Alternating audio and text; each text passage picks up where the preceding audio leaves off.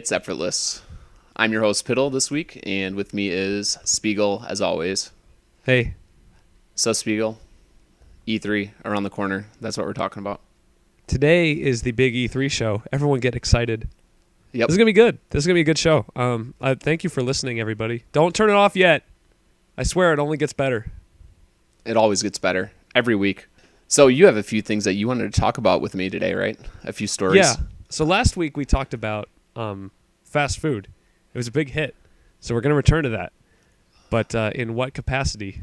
Oh, no. Piddle? I don't even want to know. So here's what we're going to do, okay? So I work in fast food as previously has previously been alluded to on this show. And I am going to regale you all with a few stories of my time in fast food. And I hope this can evolve into a nice little conversation about the worst jobs that we've ever had and some funny stories from those. So I'll go ahead and this isn't actually a story. This is kind of like just a daily experience type of thing. This is what I go through every day at my job. For those kids out there listening, I'm going to give you some life advice right now. If you ever get a job in fast food, like quit it immediately. Don't do this. Don't do this to yourself. It's not. It's a thankless job, and it's not hard, and it's good that you don't really have to take your work home with you, but you don't get a lot of money, and it's not that it's worth a lot of money because fast food is whatever, but it's kind of a depressing place to be in life. To be that guy who's like, would you like fries with that? It's not fun, you know? I have heard that the only way to get through a day of fast food is to act very, very happy all the time. How do you? Oh yeah. How do you because do that? Give us your secrets real quick, just real quick. So if you act how you feel in fast food, you will be there forever. If you one of my favorite things to do actually is when a customer's really angry at you, you just keep getting nicer and nicer until they start feeling bad, and then it's like, I won that battle. So you don't show any remorse, like you're just not like, oh, I'm sorry. Just be like, well, no, I mean, I'll say I'm sorry. You know, I'm sorry that happened. You know, what can I do to fix that for you? Can I get you something for free or whatever? And they start feeling really guilty. And they're like, you know what? No, I'm just going to eat these chili cheese fries that you dropped on the floor. It's okay. You don't go anything like, that doesn't really happen. You know what? To make you a little bit happier, I'm going to give you a free water today. Yeah. People come through and they're like, why do sodas cost so much? And I'll be like, I don't know. Because that's where fast food makes all their profit, right? Pretty much, that's the reason. Yeah, I mean, soda syrup costs nothing, and we sell it for $2.59 for a large or whatever. So it's like, yeah, there's $2 pure profit every single time. Mm-hmm. So anyway, we're gonna go. I didn't really answer your question now that I think about it. Give me a story. So it's not really a story, but this is just sort of a daily experience. So what I have found is while working on drive-through, there's always like that little drive-up place where you look at the menu and you stop at the thing and you talk to us. And well, sometimes people don't stop. Those are my least favorite kind of people. They just drive right through and like, you don't understand how the process works, you stupid person. And Can you send them to the back of the line?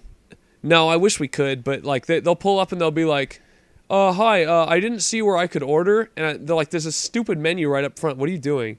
Anyway, so we have I have three types of customers who don't read the menu. So these are people who stop and they just don't read it at all.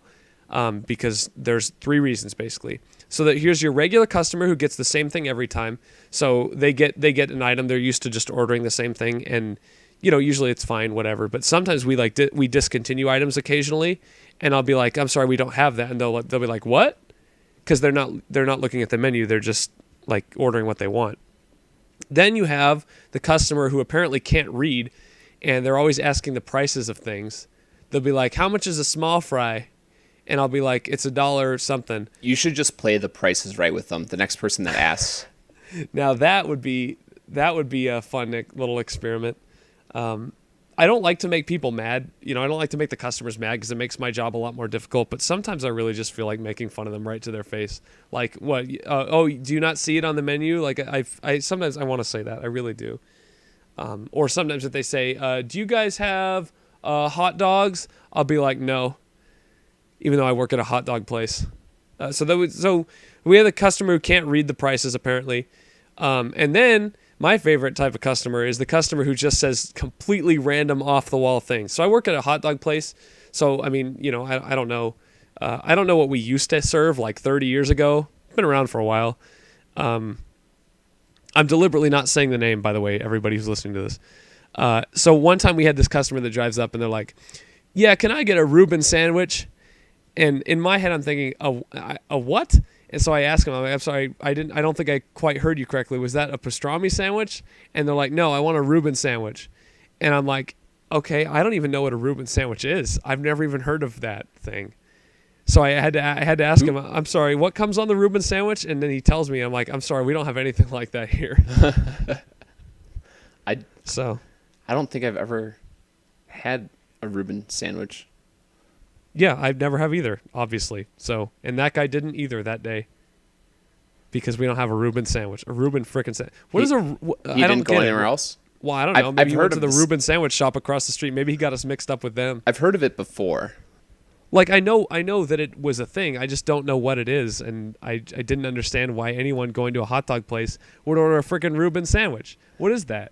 Well, that'd be like going to our favorite place, Taco Bell, and asking for a burger.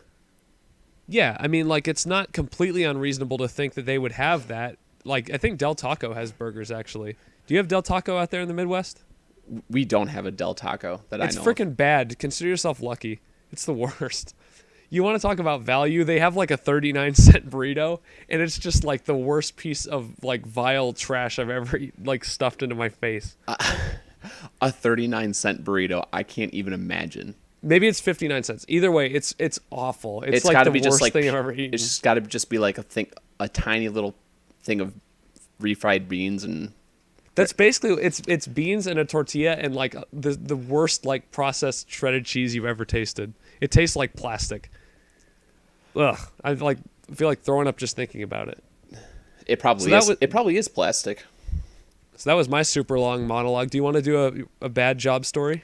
I have never had any fast food stories because I've never worked in fast food, and my job stories aren't too bad. The worst that I can think of is I spent like a tiny bit of time in customer service, and a guy came in, and he came in with the beanbag, and I had worked at this place for a while, and I had worked in the stockroom usually, so I had seen pretty much everything that had gone through that store in the last like year or two. I have to interrupt you and ask: are you about to make a statement about the type of person that buys bean bags, or is that something for a different show? We'll save it. Okay. Because I think of a beanbag, I can't help it. I think of a beanbag and I just think like slimy old like 50-year-old obese guy who just like lies around on it all day and does nothing. So, yeah. So Apologies to beanbag owners out there. Go get a face tattoo. I wish he had a face tattoo. It would have made it so much better. I mean, But it would have made it a lot more like expected. He comes up with this beanbag, and beanbag has clearly never come from our store ever. And he puts it on and he goes, "So this beanbag had a recall, and I want a refund." The beans were poisonous. And first of all, like, how does a beanbag get recalled? I just said the beans were poisonous and he was eating them, which is why he sustained obvious brain damage. Like, I don't understand how a beanbag can be recalled, first of all. But he says it's recalled. He says it's been recalled, and he got it 6 months ago. The thing is disgusting. The beanbag looks like it's 15, 20 years old. It is dirty. It's nasty. There's no way it came from our store. And I'm just like, I don't think I've ever seen this beanbag before, but we can look it up for you anyway. And he's like, "I know I got it from here." And I was just like, okay. And so I look at the tag and pull up the item number, and I'm like, yeah, this item number is not in our database at all. And he's like, "I know I got it from here." And The customer that knows that they're right Yeah. when he's so wrong. I love it. It's my favorite type of customer to like argue with. And I told him, like, I've never seen this before. I've never seen this beanbag before. I don't know how it got recalled. So there's a website for looking up recalls. So say, all right, we'll look it up on this website. It doesn't exist on this website. There's no beanbags up for recall, period. First of all. What was the name of the website? Do you recall? I wish I could tell you. That was you totally missed my pun, I think.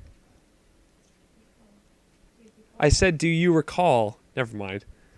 Oh, man. We need a laugh track. There it is. Shout out to Darby. Yes. We have our third host. Co in the background host. Co-host? Yes, my wonderful girlfriend. Piddle's girlfriend. Anyway. Sorry, ladies. Taken. As are you. Why is she laughing? That's horrible. She's just that lucky. This show is the worst. It's going downhill real fast. All right, finish your beanbag story. Well, that's it. It was just this long thing of me telling this guy we've never carried this beanbag, and him going, I got it from here. I got it from here in 6 months. Me going, I have never seen this beanbag before. Looking at the tag actually says it's from a different store. The recall site doesn't even have this beanbag list as a recall. At this point, I think I had been sitting there like working with this guy. I was supposed to be done with work like 30 minutes prior. That's how long I was spending with this guy. He came in like 10 minutes before I was done. And the other person working with me refused to let me go because they were convinced that I had to work through this in order to learn this position properly. And it was just like the worst. And finally I got like a manager to just like take over because a manager's just like, the kid, this is ridiculous. They told me I could go. But that was my worst story. And honestly, I can't even describe it. Like, what possesses somebody to push to get like something for free so hard? I mean, the number one thing I have to ask is, why did he feel like he probably knew deep down that he was wrong about the store that he brought it back to. So the question is, did he go to the other store first and try to return it, and they said no? And then he's like, well, I'm going to try this other one and see if they take it back. Maybe that's it. I feel like it is. I don't get because it. There had to be a reason he was denying it so adamantly that he got it from the store that you said he got it from. Like, there's no other logical explanation, unless, like I said, he ate the poison beans and he had brain damage. You know, it's possible. Yeah. You forgot the store. So I've got a story. This is a really good one. It's not like funny. It's actually kind of disturbing. So I don't know. You might find it funny. But this happened like a week ago at my video game store job, of which I'm also not deliberately not saying the name. So I'm working alongside my manager, who's been there for a few hours or whatever. We got a little bit of a line going, like 2 or 3 people deep. So we're trying to focus on the customers. And this big, like, giant monster beanbag of a man comes in. I couldn't resist the comparison. This beanbag of a man comes in, and he walks up to my manager, and he just starts like asking her these random questions about Wii games, and if he can return them. No, it's just Wii games. And, she answers like a couple questions, and she's like, I'm sorry, sir, you're going to have to get in line because these people have been waiting and you're kind of interrupting my line here. And he's like, oh, I'm sorry, like, I'll go get in line. So I thought it was fine. I thought he was just like this boisterous person who's like very unaware of other people around him, which is fine. There's people like that. But then he gets up to the register, and of course, it's my turn to take the next customer. So I get this guy, and I can't even remember what the question was about, because the reason I'm complaining about this guy has nothing to do with what he was trying to do in the store. He had these kids who, of course, were running around the store and just making this they were completely annihilating it, basically. And he, as soon as he gets up to the register, he's like, kids, you get your ass over here. I'm going to beat your ass when we get home. All this stuff. And I'm like, oh, okay. And I can't remember what his problem was. Oh, he was trying to do something without his receipt or something, which you can do. I didn't really know how to process that, because it was a very specific type of request. So I sent him over to my manager, and I went over to take care of some other stuff while he was with my manager. And after the guy leaves, she comes over to me and is like, did you hear the things he was saying to me while I was talking to him? And I'm like, no. And she says, well, he was making all these perverted remarks, and then he was like, well, man, I wish I was 12 years old again because those 12-year-old girls dress like they're 20 today. I'm like, what? You just say this to people in public? What is wrong with you? Like, it's creepy. And it's, what? Like, use your judgment. You're in public talking to a manager of a store. Like, I don't want to hear about your attempt to rob a bank. I don't want to hear about your pedophileness. That's not something I need to be hearing because then I need to report it because I'm on the clock. So, it is amazing anyway. when you are in any position of sales or customer service, you come across people who don't act appropriately. Like, I don't even understand how this dude is a part of society. I mean, as far as I'm concerned, he's not. He's basically like a fatter, lazier version of the Big Lebowski, but without any actual bowling skills, and a pervert. And I don't know, he probably doesn't even have a rug. All right, so that's it for that. That was awful. That's it for that. So thank you for listening to my monologue about the big beanbag Lebowski man. That was a pretty long monologue. I don't think I've ever said anything for that long on this channel by myself. That was really long. It was. I'm proud of me for getting all that out. I think I articulated it pretty well. Maybe. Well enough. We have a show to do, right? Yeah, we do. So let's get to the games. Oh, wait, that's your job. You're hosting. Exactly. So we're going to talk about our 52 games in 52 weeks. Woo! We are starting, when you're hearing this, we are in the middle of week 7. Can you believe it? I can't believe we're doing so well. I beat Xenoblade Chronicles. I feel like I'm doing so bad. And it was so good. It was so freaking good. How many games have you beat? I've beaten 4 games. You have beaten... Me too. 4 games. But I have knocked off the biggest game on my list, aside from Xenoblade Chronicles X, which is later. But and so far, I've been knocking off the short games.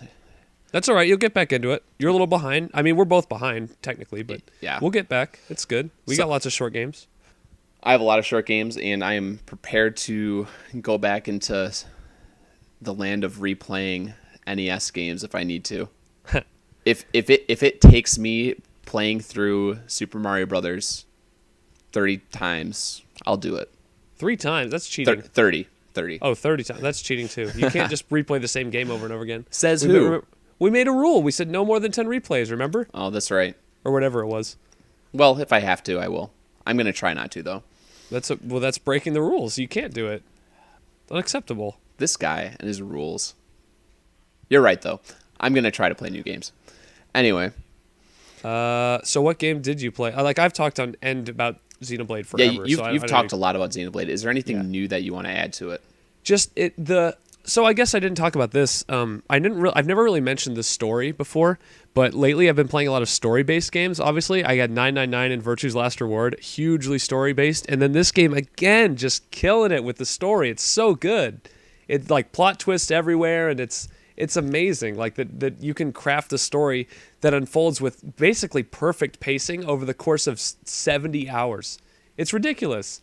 That is pretty incredible. I don't know how these game designers can do it. They're so good at it.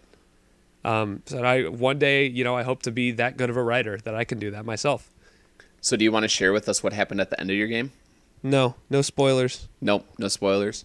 Not spoiling it. Although there was a really nice plot twist involving a very important character. That's as much as I will go into it. And actually, I really liked him as a character too. So it was disappointing to see that he was not what I thought he was. What do you got planned next? I don't know. I haven't decided. I beat it. I finished it today.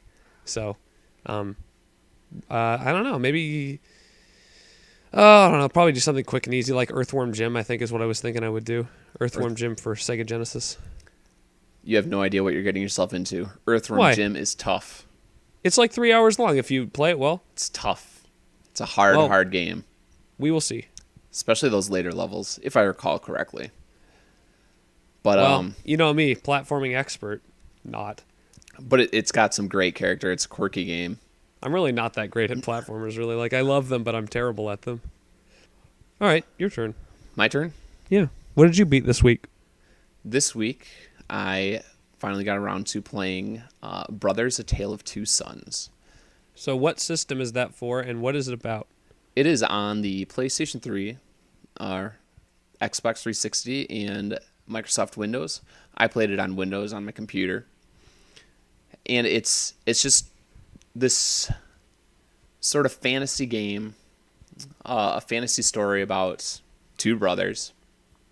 And at the beginning of the game starts off with sort of a flashback of the brothers. They had already lost their mom, and they had lost their mom in a drowning incident at sea, and now their dad is like deathly sick. He's gonna die unless. So they take him to the doctor, and the doctor says that they have to pretty much go on this big, long journey in order to get something, in order to save their dad's life. So it's hard because it's a short game. It's only a few hours long. Yeah, when you said big long adventure, I was looking at our Yeah. hour tracker, and you have like 3 hours on there. I'm like, Yeah. oh, I guess it's not. I guess it's like A lot happens in those 3 hours. I love games So like that just pack a lot into a little bit of time. It's a lot because the gameplay it's not incredibly tough or anything.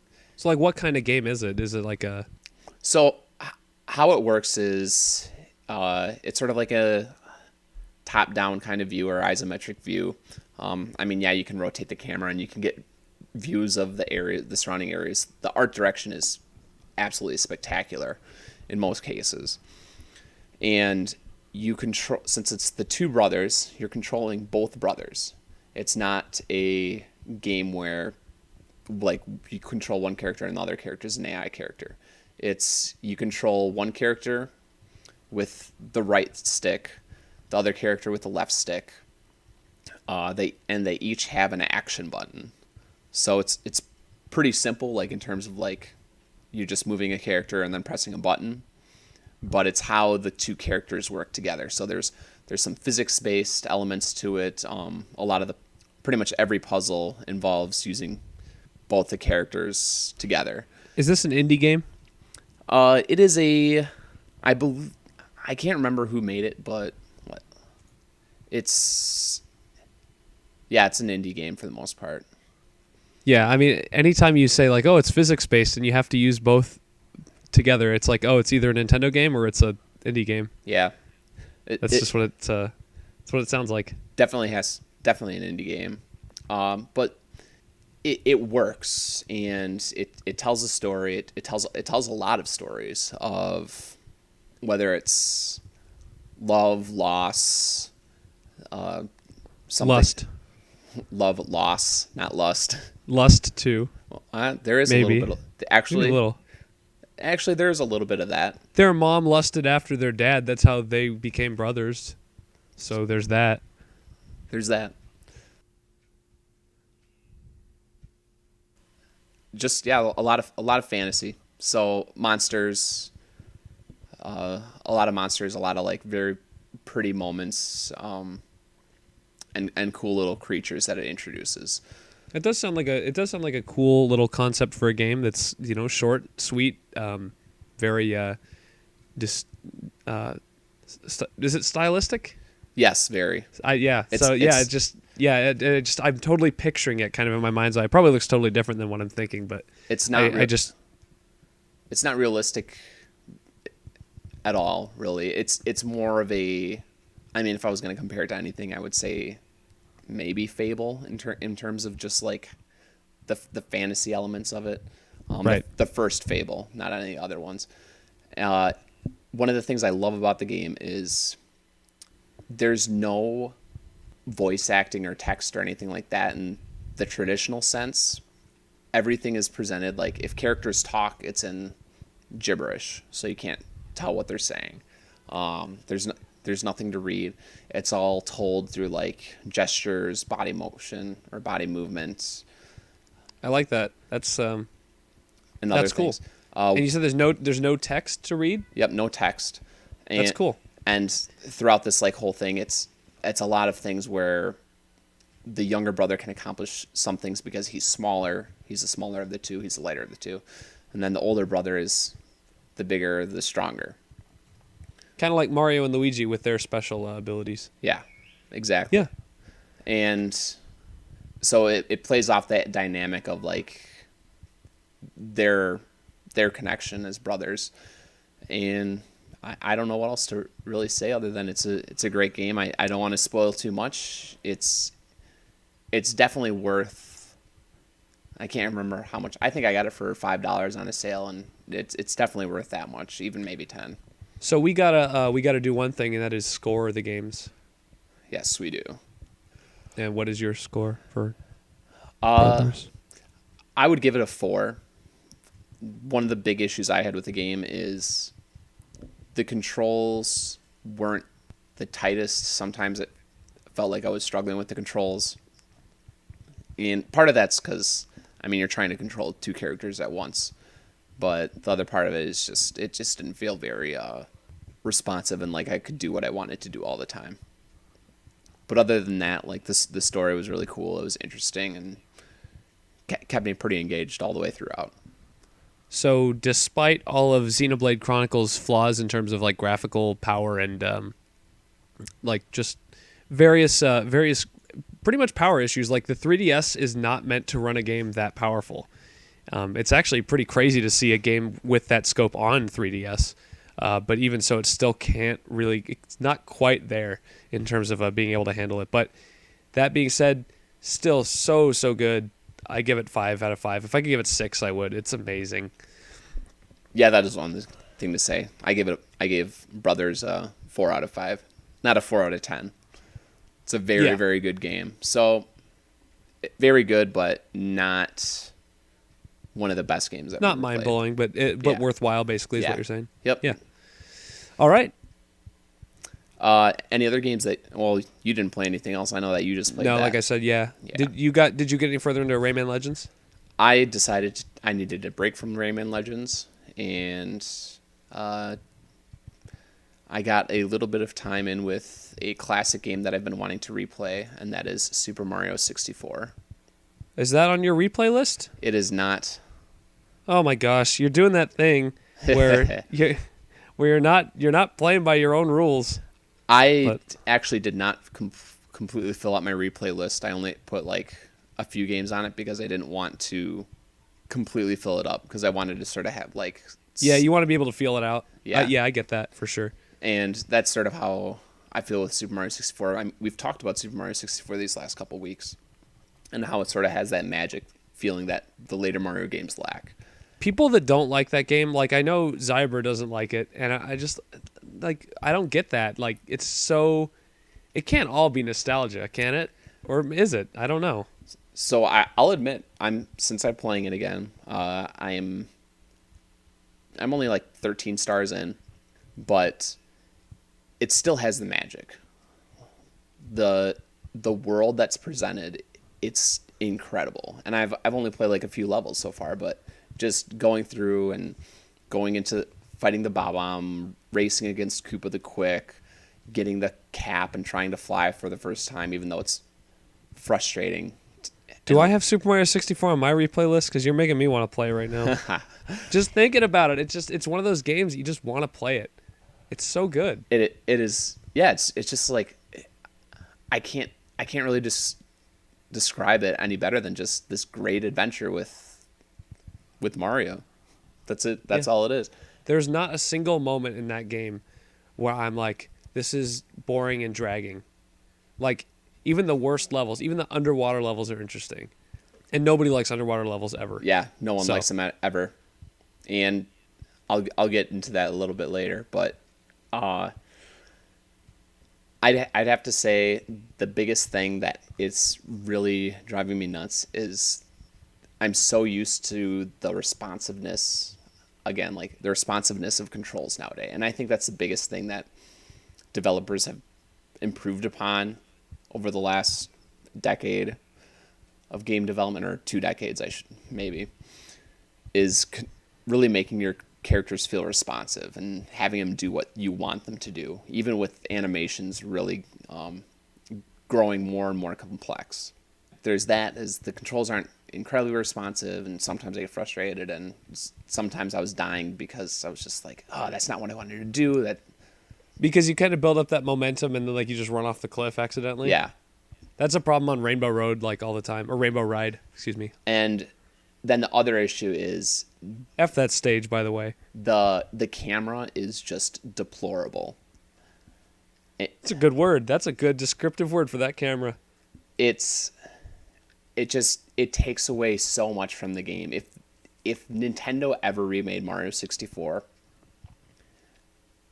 all they would have to do is tighten up the controls, like give it controls like Super Mario Galaxy. Which they didn't do in the Super Mario 64 DS, by the way. Yeah. They did not fix the camera. They did not tighten up the controls. In fact, I'd argue the camera was worse. It was. But, anyway. But yeah, like that's all they need to do if they really want to remake that game and have it really shine again.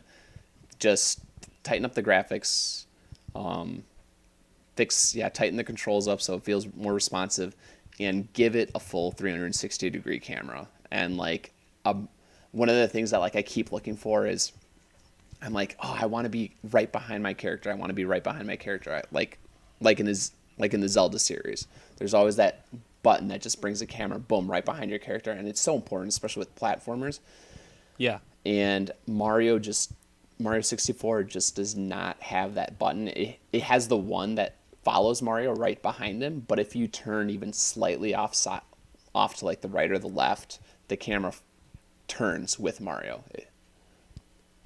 Which makes it. I'm trying to remember what other platformers like actually have that, but I don't know. I feel like we're spending a lot of time on this. But so we should probably. So there's that, and I try to play before that. I try to just blast through the original Super Mario Brothers real quick, and got up to World 7-1. I played through every level, and I got up to 7-1 before I ran out of all my lives, and I felt like I had grown old and was incapable of playing at a high level anymore. I was going to say I was so happy to hear that you had failed because I've never been good at that game, and the fact that you like didn't just like blast through it in one go and just like, oh, I beat it with 10 lives. Like it makes me feel better, you know? It makes me feel like I'm not the worst ever. One of the things that just shocked me about it is how hard it is to get extra lives in that game. Oh yeah.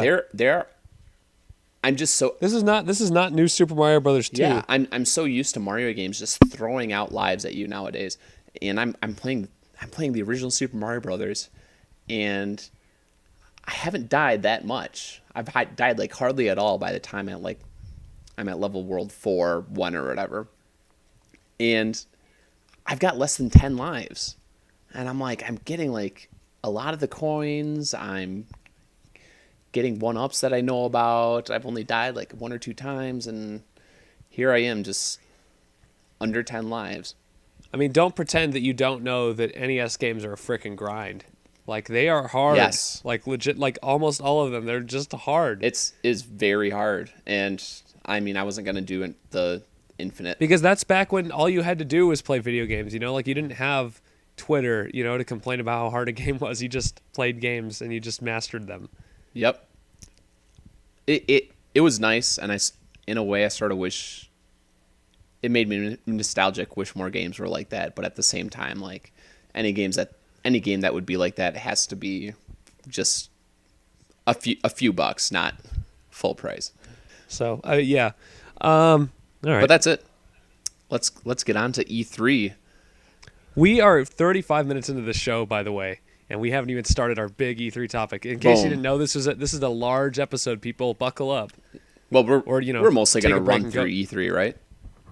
Well, I advertise it as the big E3 episode, so we should probably go into a little detail, at least for some of this stuff. Like everyone knows, we're both big Nintendo guys, but I wanted to cover a little Sony, a little Microsoft too, just because people like that. They like diversity. Microsoft needs to come through for me right now. So I was going to ask you about this. I know that you're hosting, but I had to bring up this question. What company needs the biggest showing at this year's E3? Like which company is hurting the most that a big showing is going to help them the most?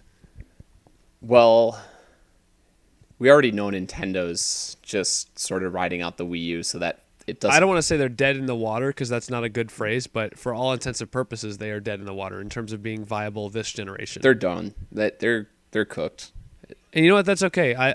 It's been a while since I've liked something that's like super unpopular. Just kidding. That's my entire life. But it's funny because they're gonna move on from. They're already probably. Well, I'm sure they're planning for the next generation. I really don't think that there's that much going into it. I think people are kind of overblowing it. I really think they're going to ride the Wii U out for like a couple more legitimate years. And like 2016 will be a legitimate year for the Wii U, which is what people don't seem to think that. It will be. I don't expect them to announce a new console this year. They might next year. Well, they kind of did already. Well, I mean, but not really. Show it. Yeah. They'll show nothing this year. Maybe next. No, they've already confirmed that. Maybe next year, but I think next year's still pushing it. So I think they might show it next year, but probably not. I feel like consoles usually get shown and then they're out. Like a couple months later. Yeah. So that's traditionally the cycle, anyway. So who needs the biggest showing? Back to the original question. Nintendo doesn't, because we already know that they're pulling in $300 million. From just Amiibo. Plastic toys. Screw those things, by the way. Plastic toys. I can't believe I'm camping out again to get Jigglypuff. So Sony's looking really good for some reason. They have nothing. So I want to. Oh, is this going to turn into the Rip Sony show? Because I'm on board for that right now. If you ask me, like personally for me, who needs to have the biggest showing? I would say both Sony and Microsoft. Why do you think Sony needs to have a big showing? Because of the fact that. So let me rephrase that. For what reasons do you think Sony needs a big showing this year, since they already have such a sizable lead on Microsoft? Because they have almost nothing for first parties, and for okay, so we have the same exact opinion. Yeah, and it's the whole reason that the PlayStation was successful, the PlayStation 2 was successful, that the whole reason the PlayStation 3 was even able to claw its way back and eventually outsell the 360 in its lifespan, its 10-year lifespan, which, I mean, props to Sony, because that console's still going after 10 years, or almost 10 years. But, like, the PlayStation 4, it has just nothing. It's really sort of depressing. It has The Witcher. It's really sort of depressing because it has Stick It to the Man. Because going into, I was never a PlayStation fan until the PlayStation 3, and the PlayStation 3 just had so much for me as a gamer. A lot of exclusives worth playing. A lot of exclusives I wanted to play and never got around to. A lot of remasters too, which we're going to talk about. Yeah. I mean, that's the thing. It just had so much, plus remasters. Like remasters of games that you as a gamer never got to play because you didn't play PS2, Like it had all the Jak and Daxter games, all the Sly Cooper games, all the God of War games, all the, oh shoot, I forgot the other big one. Team Eco. Ratchet and Clank. Oh, all the Ratchet and Clank games. Yeah. I actually got the Team Eco, or the Eco Shadow of the Colossus collection, just that too. That's another good one. Just because, little known story, but I was so pumped up for Shadow of the Colossus originally, bought it the day it came out, could not stand it because the frame rate was so bad, and the level of detail pop-in was just atrocious, because I mean it's running on a system that it shouldn't be running on. It was. I think the new 3DS might be more powerful than the PS2. It was, for what that's worth. It was an example of a game just being too ambitious for the system it was on. Yeah. And so I got it from PlayStation 3, and it was just such a more enjoyable experience on PlayStation 3. But anyway, yeah. In terms of making it back into this generation, Microsoft needs to have a big E3. So I think I agree with that. For me, Microsoft needs the big showing the most in terms of bringing up their sales. But I think Sony, in the short term, I think Sony needs a really good show, because I don't see how they're going to be able to compete with Microsoft this year with a title like No Man's Sky going up against a juggernaut, which is putting out Halo 5, Forza 6, and what was the other big? Oh, Rise of the Tomb Raider, which is semi-exclusive. Plus all the other stuff it's getting: Battlefront, Call of Duty, Assassin's Creed, the usual boring suspects. Shots fired. What? But Halo's always been huge, and it continues to be huge. Oh, I I'm sorry, I didn't mean to paint Halo into a corner as being boring. I was mostly talking about Call of Duty and Assassin's Creed. But Yeah, the yearly releases that we're all getting a little bit tired of. Well, we are. Yeah, we are. We are. The sales definitely show that. No, well, Advanced Warfare didn't blow the charts up like it probably should have. But anyway, so that's my thing. I think both companies. I guess I actually ended up agreeing with you. Both companies need a big show. Microsoft for the long term, Sony for the short term. So. Yep. Yeah. I would say like if they have equivalent E3s, that it's going to hurt Microsoft a lot more. Oh, for sure. So Microsoft, especially long term. So I'm really curious what Microsoft ends up pulling out of the hat, and we do know. Hopefully, it's something, because going into this generation, Microsoft really said that they want to expand their first party offerings. And we do know that Phil Spencer did tweet that they were going to be revealing a new exclusive IP. Yes. Did you see that? Yes. So. And yeah, so they got something. We don't know what it is. And you know that they're doing something, that they're trying, because it's like Project Spark, only worse. That's what it is. Or they're trying to some extent, because there was the recently canceled Phantom Dust. I totally sequel. Forgot about that. Yeah. So they're trying something, even though they threw a tiny amount of money at that. Not nearly enough to get made. What's tiny for Microsoft? $10 billion? No, I believe it was. I think they threw like $3 or $4 million at a company to make this Phantom Dust, a new Phantom Dust game, and I think it was originally going to be multiplayer only, and then one of their marketing guys, or I think it was their vice president, just oversold it, and they gave it like a CG trailer. And he said, "Oh yeah, it's gonna have this great like single player campaign. It's gonna have all this other stuff." And the team that's making it's like, "Wait a second, like this isn't what we signed up for. Like we can't do all this on a like small like a tiny budget." And so they asked for more money so that they could make the game that Microsoft was now like advertising and said that they wanted and everything. And Microsoft pretty much pulled the plug and refused to give them more money to make the game that they wanted. Good guy, Microsoft. Love it. So, I mean, $3 to $4 million in terms of what Microsoft was advertising as like a AAA game. That's not probably not super realistic. Yeah, not realistic at all. So it's a shame for the developers, but I mean, like I said, I think it shows that Microsoft is sort of on the right track. Not in the terms of canceling it, but just in terms of being willing to spend money and advertise a game that they have spent money on. Yeah, just in terms of like realizing that they have first party titles that they can go with, or IPs, right? That aren't named Gears of War. Which, by the way, do you want to do predictions? Let's do it. Let's do it. So we kind of had a list that we wrote down of like all the stuff we expect to see, and then there's all the stuff that we think we're going to see. So go do some stuff that we're going to see for sure. Okay, so going with Microsoft, we're going to see more Scalebound, right?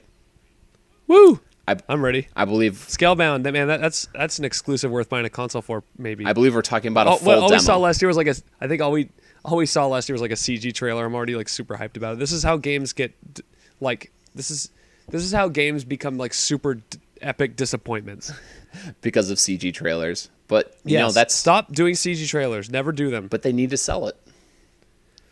Nintendo had all these games that it was almost completely gameplay trailers last year during their Nintendo Direct, and like every other company had just like CG up the you know what, and it's like, really, do you need to do this? Let's just put it this way. We know Scalebound is going to be great because it's a Platinum Games game.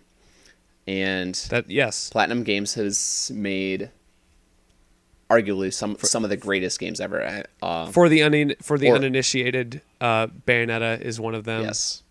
Name some more. I'm drawing a complete blank right now. Actually, I'm not going to say the greatest games ever. They're flawed games, but they are games that are action packed. They're totally over the top. Almost all of them. Yeah.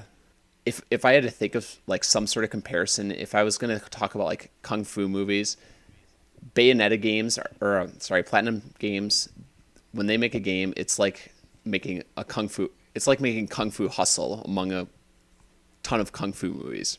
I don't know if you've seen that movie, but it's just over. Nope, the reference is completely lost on me. It's over the top. It's ridiculous, and it's not the greatest movie, but it's fun, and that's sort of what Platinum Games is like. They make fun games that are action packed. So they also have Metal Gear Rising, and they also have Vanquish, which didn't do well, but has a pretty big cult following because of the way that it handled third-person shooters. Yeah. Oh, we can't spend this much time on every game because we'd be here all night. I know. So we'll be quick. So we'll be here all night. Yeah. Rest of it is Rise of the Tomb Raider, which is just going to be a timed exclusive. Yeah. Halo 5, which we talked about. I think that they're going to have Rock Band at their conference again.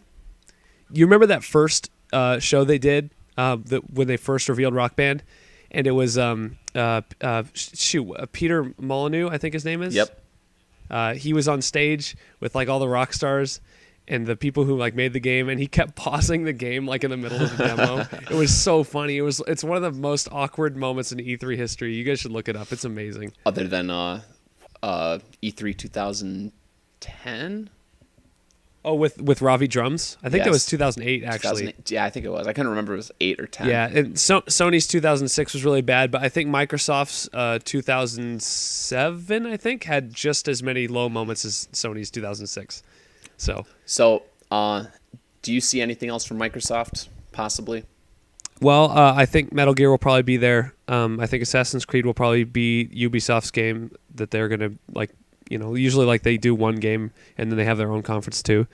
I think I like to think that Activision is going to have Tony Hawk at both conferences because I want to see it. I want to see next gen Tony Hawk's Pro Skater. I'm super excited about that. Like it's like an unreasonable level of hype considering we know nothing about it. I really hope it's a success because they've done like Project 8 and American Wasteland and all this stuff. And I'm just like, give me pure Tony Hawk that we haven't had since like 2002. Yes. I want to see that again. Because it was so good. It was. It's one of the most pure gaming experiences that it's out there in terms of like just a blast to play. Like that's it. There's no real depth. It's just sort of like play it, and it's awesome. Anything else? You had a prediction regarding Gears of War, I think. Well, we got the Gears of War remaster coming. So is that a thing? Or is that like an absolute? It was leaked and. People got banned from Xbox, like their Xbox Ones got bricked remotely by Microsoft for the leaks. So I think that's really creepy, by the way. I think it's a sure bet that Gears of War is going to be there. The big question is it just going to be the first Gears of War, or is it going to be all 3 titles? Or all 4, I think. I can't remember how many there are.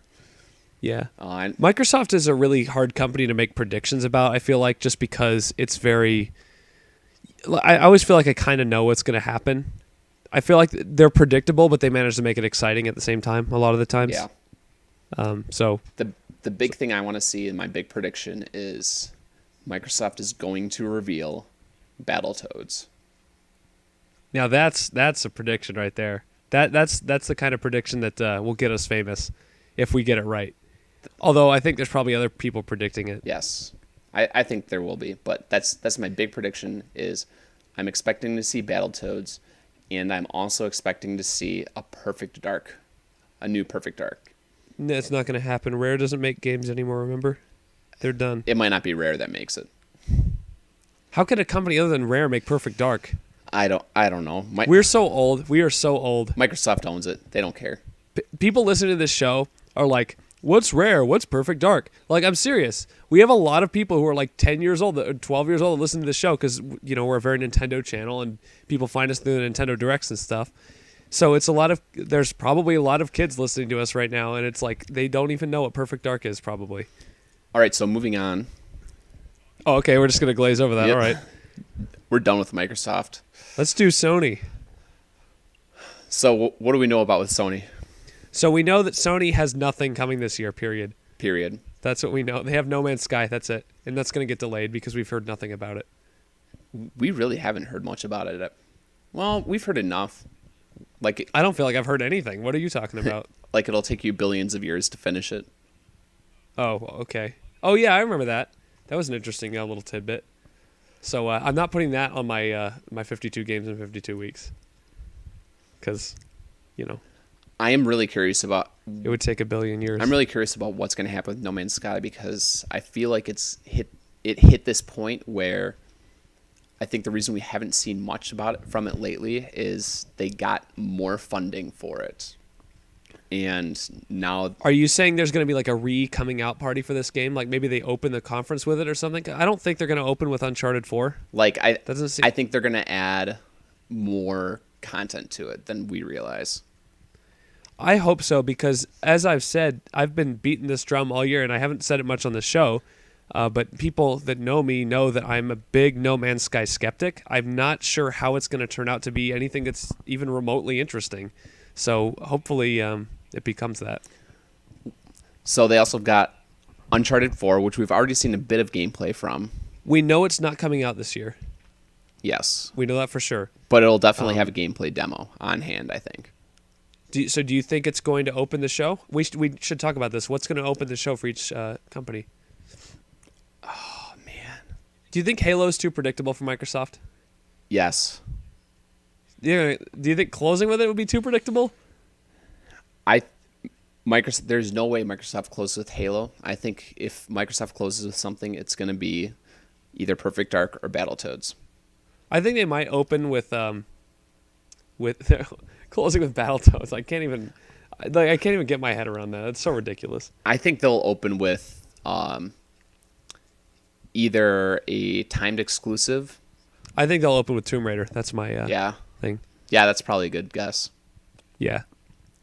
And I think they will close with Halo, even though it's cliche and stupid, but I don't care. They do it every time, so whatever. I can't see them doing it. We'll see. Yeah. I think Microsoft wants to pull out one surprise, or like one huge surprise, and so I think that's gonna. I mean, they wouldn't close with a new IP because that doesn't make sense, Yeah. unless it's just a CG trailer, in which case it's like whatever. Yeah. I don't think Battletoads is happening. I mean, I know you do, but I just so I don't know. I mean, what does that leave them? I mean, they could do Call of Duty, but that's not a thing you close with. I'm telling you, closing with Battletoads or Perfect Dark. All right, well, that's your opinion. So Sony, I think we can say it's probably a safe bet that they're gonna open with.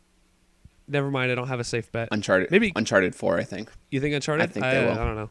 I think we'll see some Kingdom Hearts 3 gameplay at some point during this show. They will definitely. And I think it will be with Sony, even though Microsoft has the right to that game. Like they get it up. It's not an exclusive anymore. They're gonna have Kingdom Hearts 3, but I think we will see it at Sony's conference in gameplay for sure. It'll be a big thing. Absolutely. So I don't know when. Maybe in the middle. I could see them opening with Kingdom Hearts 3. They'd be ballsy. But I could see them doing it. I think that, and I can't wait for Sony's big mid-section of Final Fantasy of their press conference. They'll have a huge section dedicated to just remasters. Ugh. Oh yeah, we have a bunch of jokes on our list about what they're remastering. Actually, I'm going to make this prediction. I think this is going to be my big prediction. Sony is going to announce a timed exclusive remaster of Red Dead Redemption. Oh, whoa. That is a bold prediction right there. I thought your other one was bold, but that is wow, okay. Wow, you got me all you literally gave me chills. Give me that idea right now. I need that thing in my life. That's what I'm calling. That's my big one. That's my biggest. All right. My biggest prediction. Sign me up for that. That's great. By the way, The Last Guardian is not going to be at the E3. Oh. Right? Oh, no, it has to be, right? No. Oh yeah, this is the year. This is the year. No, what they'll do is they're going to show the exact same footage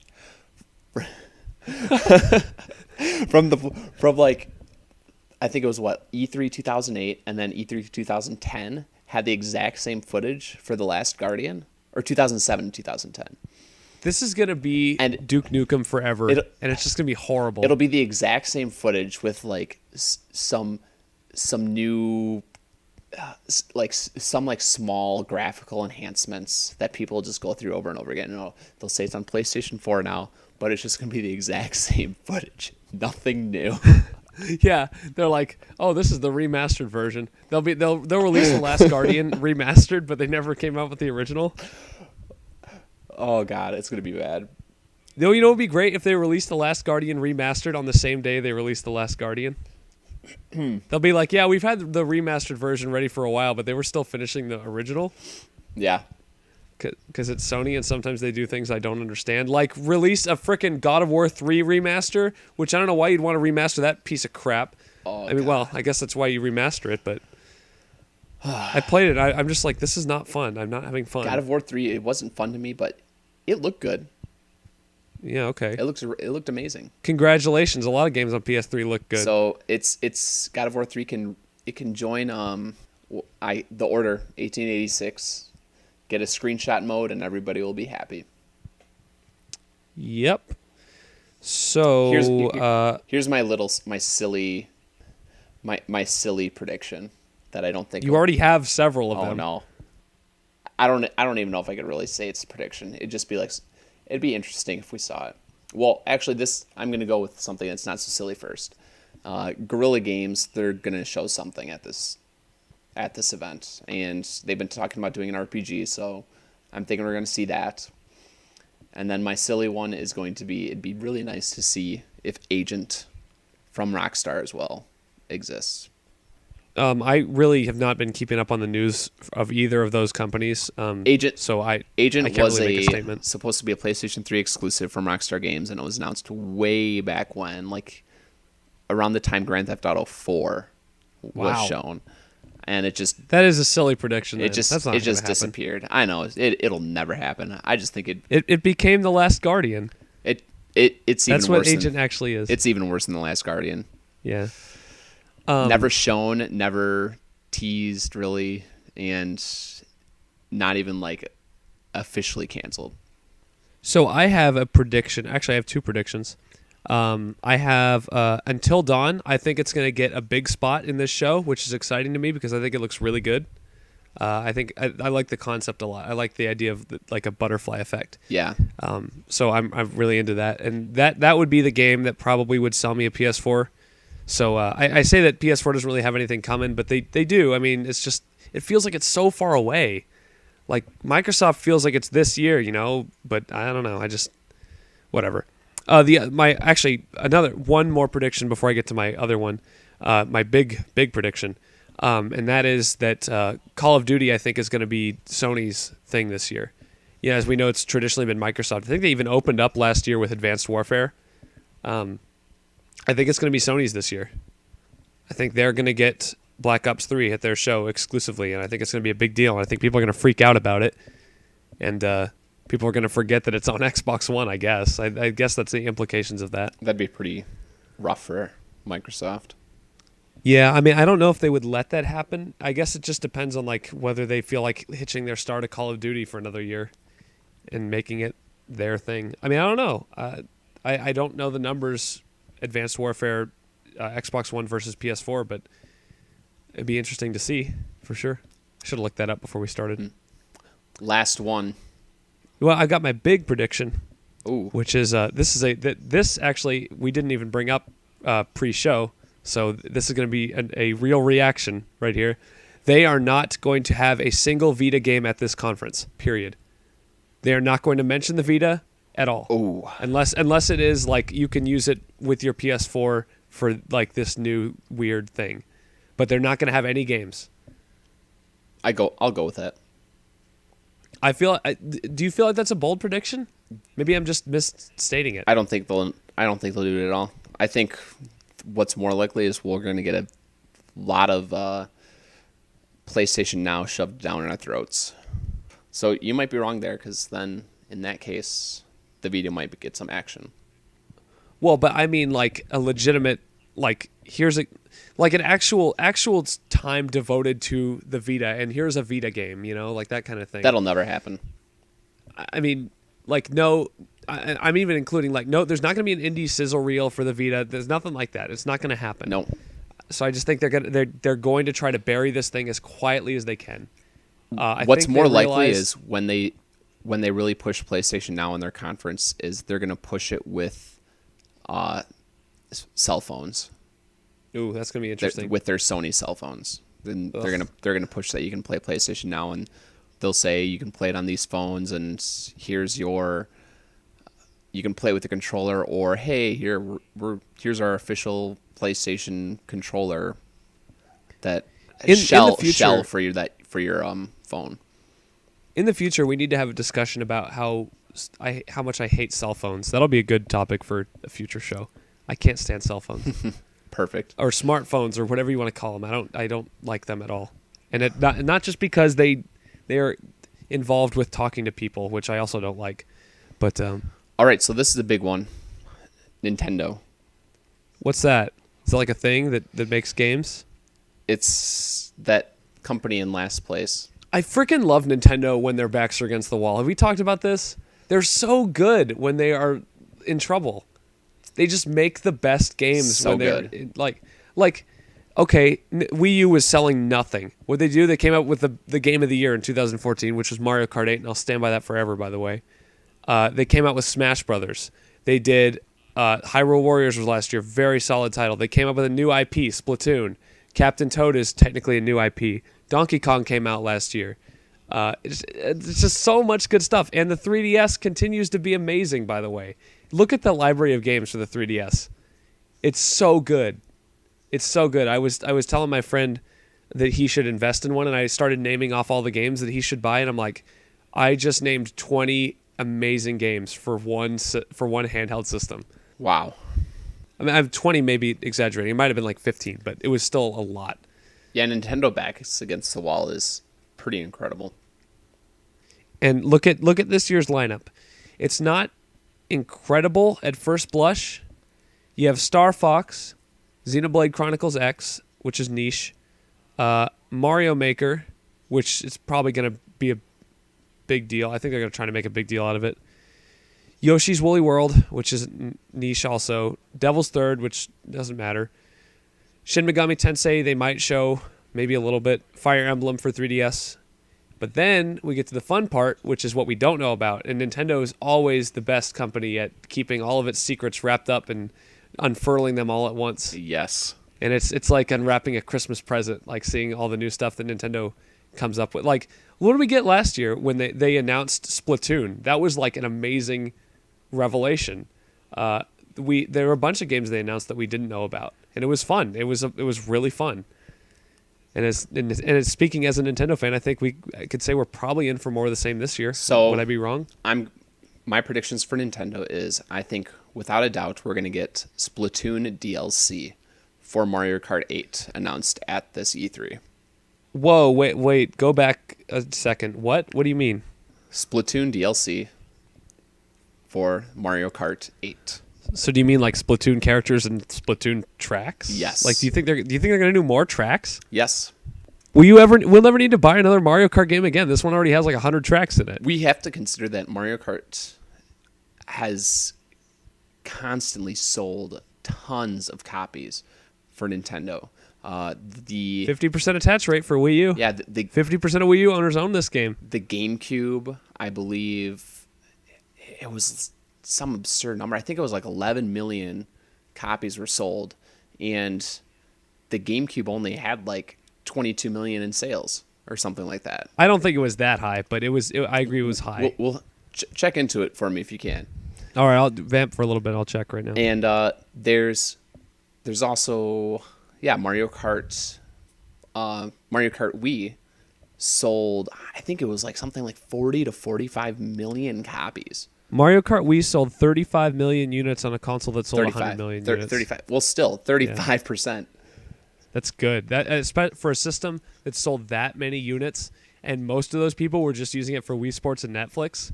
That is crazy. Mario Kart DS sold 23 million, which actually is kind of low for the number that the DS sold, which was like 140 million or something. Yes. Ridiculous. Mario Kart 7 has a looks like about a 20% attach rate, but that's not really reliable because so many people bought multiple iterations of the 3DS. Exactly. Mario Kart 64 is really impressive, to almost 10 million. I don't know that. I don't think that console sold very many. Double Dash, 7 million units on a console that sold 21 million. Okay. So I was a little high, yeah. but 7 out of 21 million. So you're still looking at 33%. It is easily their biggest franchise or their biggest IP. So basically, your point is that they would do well to keep exploiting the DLC thing because it's quick, easy money, and it's great stuff too, which is the other thing. Because and people clearly come back characters, for it. There's still characters that they don't have in that game, by the way, like Dry Bones. What are you freaking doing? Get Dry Bones in there. King Boo, I think, needs to be back in too. So yeah, that's one of my predictions. I think it just makes sense for Nintendo. I think that's actually probably my safest prediction. I feel like it's bold in the sense that like it just like I don't know, would they keep extending a game like that? I mean, signs show they have no reason to stop doing it because it was so successful, but I don't know, it's just like how many companies a year down the road are still putting out new stuff for a game like that, you know? Only Call of Duty, really. Yeah, but that doesn't count because that stuff was all ready before the game came out. Yeah. So that's about all. Shots fired. That's about all I'll predict for Nintendo for this round. Yeah, leave that to me. I got a lot of stuff. I always have fun doing this. I probably should have compared this to my beginning of the year predictions because, as we all know, the landscape changes and you sort of change your mind on stuff. I do think the Metroid is happening. The Metroid for 3DS. Super Metroid Prime. Book it. It's happening. Mm-hmm. 2015. It's the 3DS's big game. Like, we haven't had a real AAA 3DS game in a while, have we? No, we haven't. I've had like really good ones. Smash Brothers doesn't really count. Xenoblade doesn't count. Yeah, so this is the 3DS's huge AAA game for this year. It's been a while. Yeah, I think Pokemon was the last like legit one. Pokemon X and Y. I think A Link Between Worlds came out that year too. And so Metroid for 3DS I think is happening. Sorry, Wii U fans, I don't think there's a Metroid Wii U game that's going to happen. I think it's actually going to skip the console. I think it will. I really feel like it. I really feel like it's going to. And if I'm wrong in 3 weeks' time, you can all skewer me on Twitter or whatever at SpiegelWii. But otherwise, you all owe me one because I don't think Metroid is happening on Wii U. Game that I do think is happening on Wii U is Animal Crossing, and I think that's coming this year. Your thoughts on that? I think this is their big holiday game aside Star Fox and Xenoblade. I feel like Animal Crossing has a relatively small market, but... Oh, you'd be totally wrong on that, my friend, especially for people who own 3DSs. Oh, New Leaf has been huge. I think it sold 12 million units, yes, which is more than Mario Kart, if I'm correct. New Leaf has been huge. So... Vamp again, I'm finding it. I mean, you know what? Maybe I'll be wrong. Let's see. This says Animal Crossing New Leaf. Oh, only 8 million. Okay, I was wrong, but still huge. That's not a small market. It's growing and growing. This is true. But I don't know. So what about Zelda? What about? So are you one of these people that thinks that Zelda is going to be on NX instead of on Wii U? No, I'm not either. I think you are. I'm scared of that being the case, but I don't think it is. There's no way. So do you think it's going to show this year? Like I've said multiple times, I think it's going to be at this show. I don't care what Nintendo says. I think it's going to appear like just a little bit. Like there's going to be something. They'll show something. Maybe I'm just in super denial. I don't know. I think they'll show like a dungeon demo of some sort. That would be pretty huge considering they already said there's going to be nothing. And I think that'll be it. I think maybe they're taking the strategy of not wanting to take attention away from its other enormous like RPG style game, Xenoblade. That might be true because Xenoblade. There might be something to that. Fantastic. They're really trying to build that series up. They put Shulk and Smash, a re-release, an amiibo, all this stuff, trying to build up Shulk, and Shulk's not even in Xenoblade Chronicles X, by the way, but they do feel like it does feel like they're trying to make this into a big thing.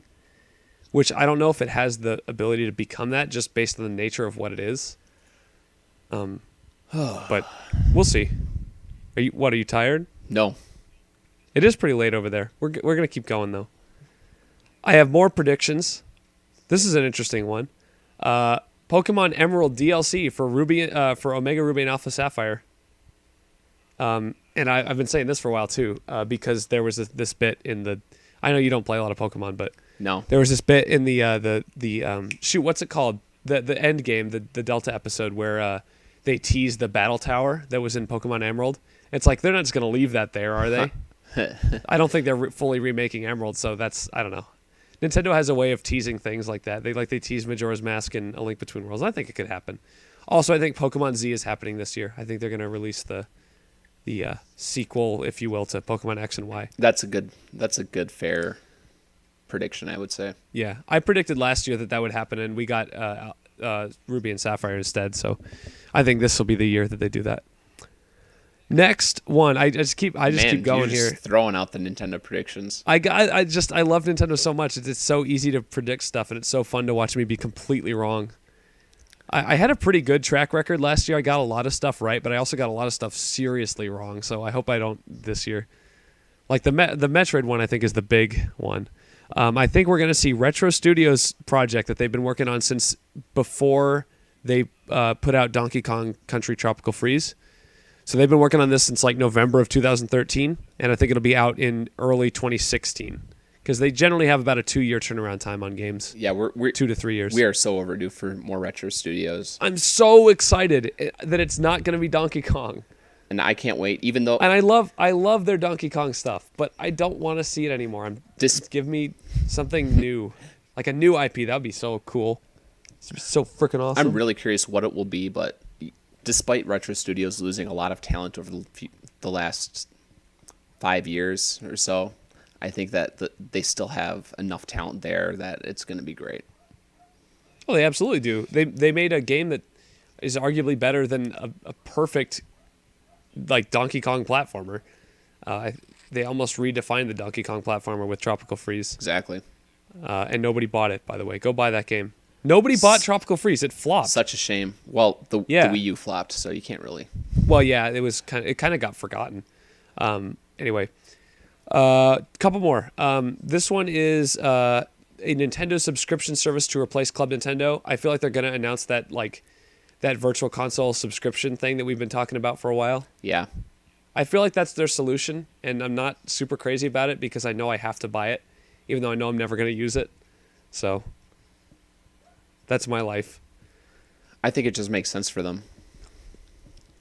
Oh yeah, like to build this idea that the Wii U is the Nintendo box, and this is where you can play like all the Nintendo games. And this is the big reason why I made the prediction I did with Nintendo and Splatoon coming to Mario Kart 8 is Mario Kart is their biggest property, and Splatoon they want to make big. And the styles really fit together, I believe. That like anybody can kind of play and anybody can kind of have fun and go after it. And so that's why I feel like they complement each other well. Mario Kart 8 can help sell Splatoon. Can I just speak to a second on how frustrating it is that Nintendo wants to make Splatoon big, and their big solution to this is, you're a kid now, you're a squid now. Like, it's freaking annoying. Like, what are you doing? You're ruining it. Oh, man. I'm Paper lucky Mario, I've only seen that Paper commercial Mario once. in 2016 for Wii U, the end. Paper Mario in 2016. What do you think? Love it. Yeah, I think it's likely. It's been a few years since Sticker Star. They usually do like one Paper Mario per console, so why not? All right, so a few other games that we're going to see at E3. And that. Do you have any rap on Nintendo? Anything else you wanted to say, like Nope. general thoughts? No? I just, I hope that people finally see the light. Nope. Nintendo dominated E3 last year and nobody cared. Yeah, It's amazing. It's amazing how they're just dismissed. They constantly say, "Oh, well, our sales numbers are up from last year," and it's like, yeah, but well, they are. But last year they were so bad. Anyway, yeah, not good. It's not good. Other than Sony, Nintendo, Microsoft, there are about 100 other conferences happening this year. There's a ton of other conferences from Ubisoft, EA, Bethesda, Square Enix. PC Gamer World thing. Yeah, and pretty much we're forgetting one, aren't we? I'm sure we are. Activision Blizzard. Sure. But I don't know if they actually have a kiosk. I don't this think they time. have a conference this year. Or a Whatever. conference, whatever. But I think pretty much what I'm looking forward to is I'm looking forward to Fallout 4 reveal from Bethesda. I think It's gonna be so freaking epic. I can't wait. I'm so ready for Fallout 4. Everybody's expecting something big, something very Everyone's big. expecting Fallout 4. Yeah. It's gonna be amazing when they come out like, and now here's our big game of the show. It's Elder Scrolls Online, and everyone's like, I can't even play it. Patch because it's 10.256 whatever. Right, it's just a new patch. Yeah, this is the game you've been waiting to see. We already knew about it. I had some guy come in to pre-order that for me the other day, and he's like, "How's it looking?" And I couldn't tell him the truth because we're not supposed to. For me, anyway, Fallout 4. Fallout 4. Mirror's Edge 2 for me is a big one. You're super excited about you love Mirror's Edge. I haven't played it yet. Mirror's Edge, it's flawed but fantastic. So Mirror's Edge 2, it's a chance to improve upon the flaws and make a better game. I can only hope. I can only hope that EA does something good with it. But so here's the thing about EA. They are the worst. They suck. I hate EA. Like I complain about Ubisoft a lot, but EA is like so bad.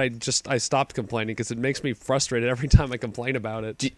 I'll tell you this: there are like games that EA makes that I've wanted to play for a long time, and I refuse to buy them every time I see them on like a digital sale because like I haven't played Mass Effect yet. Really, I want to play Mass Effect. I want to play Mass Effect 2, but I want to play it on my computer, and Mass Effect 3 is only available on Origin.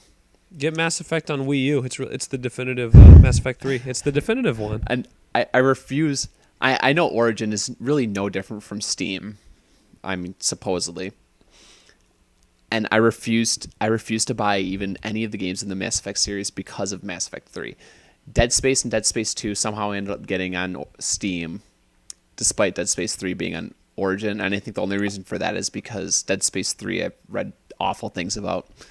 So no reason. So the frustrating thing about EA is that like they still make good games like Dead Space and Mass Effect and I'm I don't know, Battlefront's not going to be good, but I mean Star Wars Battlefield whatever. They make good games, but more and more it's now there's EA Access, which is another subscription-based thing. They started doing that in Madden, like the early Xbox 360 like Madden games, where they would have like all these things that you could like download, sort of playing off the Horse Armor DLC thing, where you'd like have these little things, and they just kept building and building and building until all of a sudden they're releasing half a game at launch and pre-announcing DLC for it, and it's like, screw you. Make a game.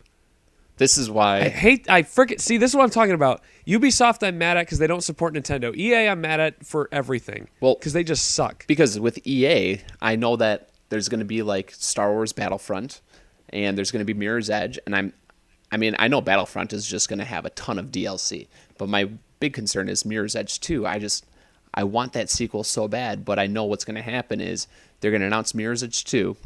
And I know that's going to cost $60, and then they're going to say, "Hey, get this season pass for Mirror's Edge 2," which is going to be another $50 for all the DLC for Mirror's Edge 2. And I know all the DLC is just going to be like fantastic, pure platforming time trial action or something like that. So EA has done something that no game company has ever been able to do, and they've figured out a way to charge double for a full game. They release half a game, and you still want it. And then they release the DLC, and nobody ever even plays it because it comes out so late that everyone's already done with the original game because it wasn't that great to begin with. I'm getting so mad right now. This is man, check my blood pressure. So, anything else that you want to talk about? No, I don't want to talk about EA anymore. Let's talk about something else. Let's talk about this is the year, by the way, for Beyond Good and Evil 2. Dag, this is the year. If you're still listening, it'll never happen. Yes, it is. They had Paige and Jade in a commercial. It's going to happen. All I can think back to is the latest CGI trailer for Beyond Good and Evil, and it tore my heart out. The one with in the desert? right? Yeah, where it's Yeah, that's what I'm talking about. yeah, Yeah, and it looked so good. It was CG, of course, but yeah. who cares? I don't know. I just want to see those characters again. And this is coming from someone who never even finished the original Beyond Good and Evil. So I loved the characters, like, and I only really met them for a short period of time. And I'm going to be meeting them again later this year for 52. And I don't know. I just want to see more. I want to know that unique, interesting games can still be made by big companies like Ubisoft. You know? Well, hopefully. I believe we are done. That's everything. No, we're not. You have one more joke. Oh to tell. no. Oh, that's right. Okay, the biggest prediction of all. Biggest prediction of all. I know I've already made some out there predictions, but Wait, is this an actual prediction? no, it's not. Okay. We're just Because Square Enix is having their own conference, and they're going to announce. They're going to talk more about Final Fantasy and Kingdom 7. Hearts. Final Fantasy VII remastered. Finally, Nope. fans. No, So they're never going to do it because everyone would get pissed. They'd be like, you ruined it. All the like 15-year-old fanboys who never even played it. They'd be like, oh, you ruined it. all that will happen is what they'll do is they'll just do like an ultimate troll, and they'll show all like several of the characters in Final Fantasy 15 dressed up as like Final Fantasy 7 characters, so you can't even tell, and they'll be like, pre-order now and you'll get your exclusive DLC and a bonus pre-order bonus Final Fantasy VII the movie on Blu-ray. And you can burn it or use it as a frisbee. It'll be like one Final Fantasy 7 character, like you get a Ultima Ruby weapon or Emerald weapon as a summon. That's what they'll do. You get a little like mini movie at some point in the game, or Sephiroth, something ridiculous, where Aerith dies and you just like see it happening in the background or something, like on a TV screen. That's all it'll be. It'll be a teaser, and it'll make people think it's Final Fantasy VII. People will think it's going to happen, and it's like, and it's just going to be this like little bit of DLC for you to pretend. And that's because that's all they ever do. So, let's. Do you think we're done? I think we're done. Okay, so I know you're not. I know I'm not hosting, but I have to address this. So this was a super long episode. We're like an hour and a half into it almost. Thank you for sticking around and listening. But before we go, I just wanted to address the Dr. Spigel, Dr. Piddle thing. We didn't really get that many questions last week. We're gonna keep waiting for you to bring those in. But besides that, we didn't have a whole lot of time to talk about it this week anyway. So even if we did get questions, we weren't going to do them this week. So I just wanted to say that. Just we haven't forgotten. Keep sending in your questions. You all have problems. Send us your E3 predictions. Tell us what you're playing. That is the big one. Yeah, we want to know what you think of our predictions, and we also want to know what yours are, because it's more fun that way. All right. I think that's it. Are we really just going to end on like that little tiny outro for that big, exposition that we did on everything? I think so. E3. That's lame. Watch it with us, maybe. We should mention, as we often do, that this channel is going to be very involved in the production of E3. I'm going to be making a bunch of videos. I don't know if we're going to be able to do the Sony reaction one, but we're definitely doing a Microsoft and a Nintendo reaction video. With our live reactions. So after the conferences are over, we'll upload our videos, and then you can watch them again with us reacting in front of them. Piddle, are you going to be on the Microsoft one with me? I'm hoping. So I'm definitely going to be on the Microsoft and Nintendo one. I don't know if I'm going to do the Sony one. We have people that are interested in doing it. I can't be involved in it for various reasons.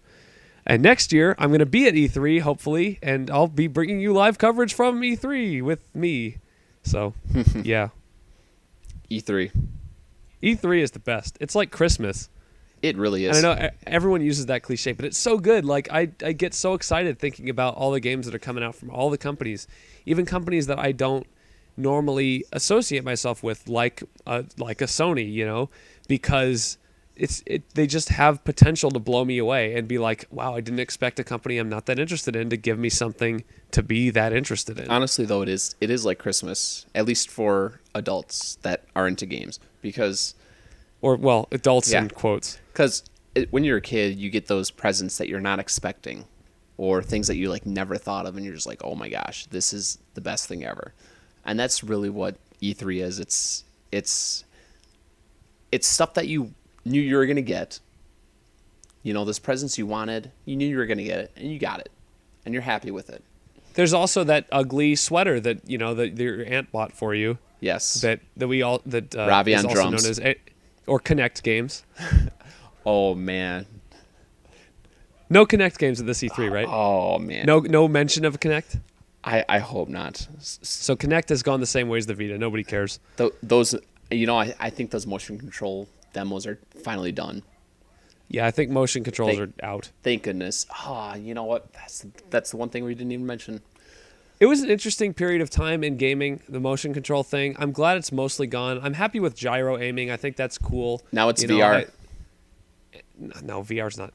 Project Morpheus is going to It's never going to be popular, at least not in its current state. It can't happen. I totally disagree with you on this. But that's a subject for another episode, I think. It is. But Sony will show Project Morpheus. Maybe. A lot of it. I think there's a better chance of seeing the Ratchet and Clank movie. Ooh, looks good. So anyway, yeah. So it's like Christmas. So you get the stuff you knew you were gonna get. You get the ugly sweater, and then you get the stuff that you didn't know about that ends up being your favorite thing ever.